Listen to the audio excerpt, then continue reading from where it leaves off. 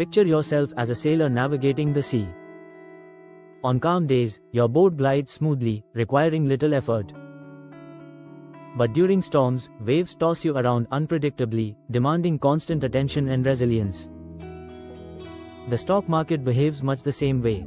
There are calm periods when prices move steadily. And there are stormy periods when markets swing wildly. This turbulence is known as volatility, and understanding it as a risk factor is crucial for every investor and trader. Over 93% of traders lose money in the markets, not because of the market, but because of their mindset. Hi, I'm GC Sharma, founder of Ghar Ghar Investor, former head of financial education at the National Stock Exchange. After 3 decades in the markets, I'm here to help you trade with discipline, not emotion. Welcome to Bounce Back Trader, India's free YouTube learning series for traders who want to bounce back with clarity and confidence. In finance, volatility refers to the degree of variation in the price of a financial instrument over time. It captures how much and how quickly prices move up or down. A highly volatile stock may swing 5 to 10% in a single day, while a stable blue-chip stock might move only 1% in the same period. Volatility is often measured using statistical tools like standard deviation, or through market indicators like the India VIX Volatility Index. Volatility is important because it directly affects both risk and opportunity. For long-term investors, high volatility increases uncertainty and can cause emotional stress, leading to poor decisions. For traders, volatility creates opportunities to profit from sharp price movements. But unchecked, volatility can destroy portfolios. It is the double-edged sword of the market, a source of both danger and reward. 1. Historical volatility, HV, measures how much a stock's price has fluctuated in the past. 2. Implied volatility, IV, reflects the market's expectation of future volatility, derived from option prices. 3. Realized volatility, the actual volatility observed over a specific time period. Each type provides unique insights. Historical volatility tells us about past patterns, while implied volatility tells us what the market anticipates in the future. Consider 2 stocks, Reliance Industries and a small-cap startup. Reliance may move steadily by 1 to 2% in a week, while the startup might fluctuate 10 to 15% in the same period.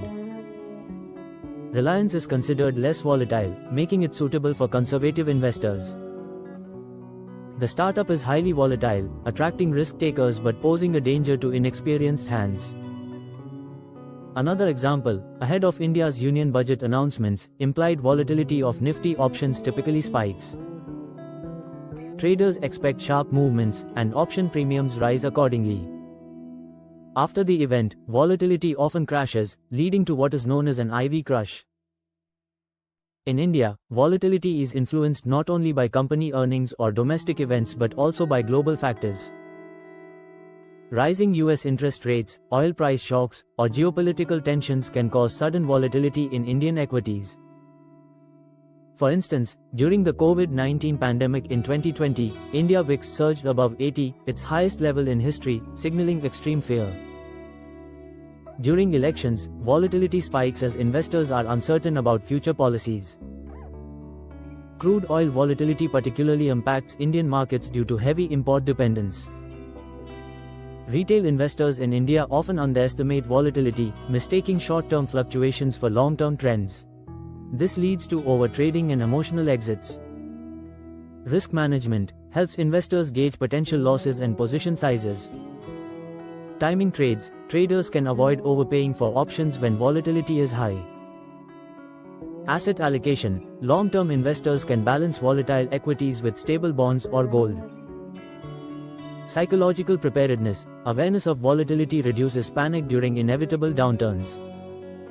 1. Ignoring volatility, assuming stocks always rise in the long run without accounting for short-term swings. 2. Confusing volatility with risk.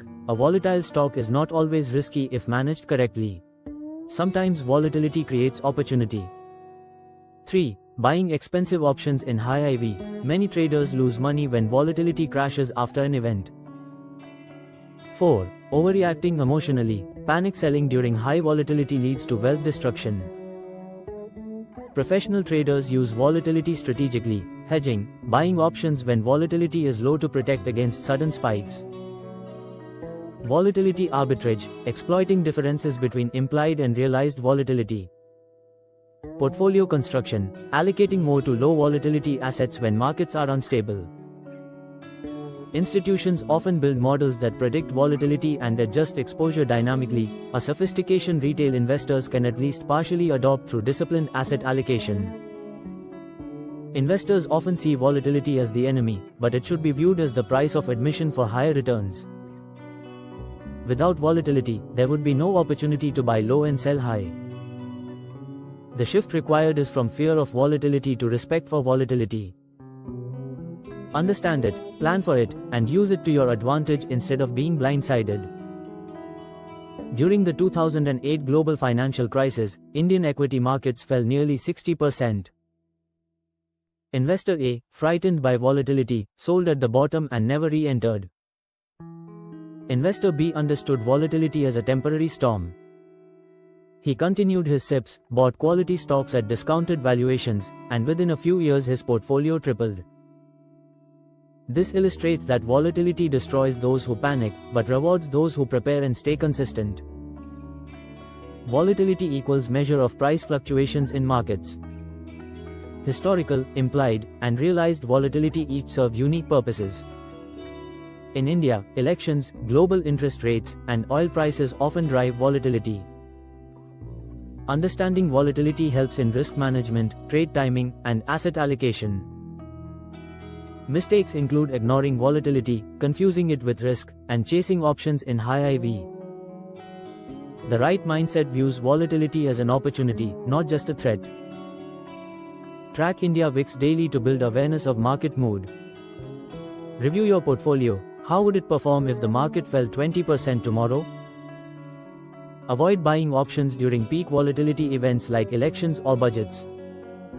Diversify by adding low volatility assets, like bonds or gold, to reduce portfolio swings. Write in your trading journal how volatility affected your last 5 trades. You've just completed another lesson of Bounce Back Trader. Remember, trade with discipline, not emotion. Subscribe to the channel, share your thoughts in the comments, and continue your journey in the next video.